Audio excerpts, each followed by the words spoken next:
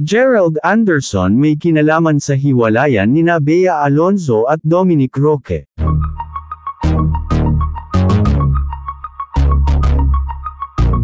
Sa pagkumpirma ng King of Talk Show Boy Abunda sa hiwalayang Bea Alonzo at Dominic Roque, may mga spekulasyon na lumalabas sa totoong dahilan ng kanilang paghihiwalay.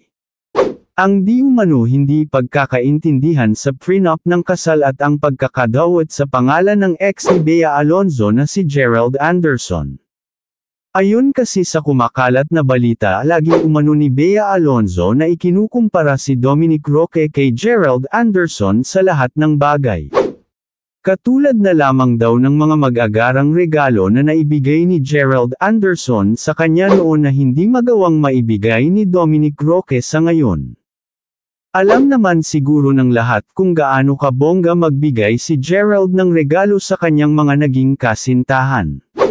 Kaya napuno na si Dominic Roque at tuluyan ng nakipaghiwalay kay Bea Alonzo. Ayon din sa isang source ay ibinalik na ni Bea ang engagement na binigay ni Dominic. Sa ngayon ay hindi pa rin nagsasalita ang dalawa para kumpirmahin ang lahat at puro parinig lamang sa isa't isa sa kanilang mga social media account.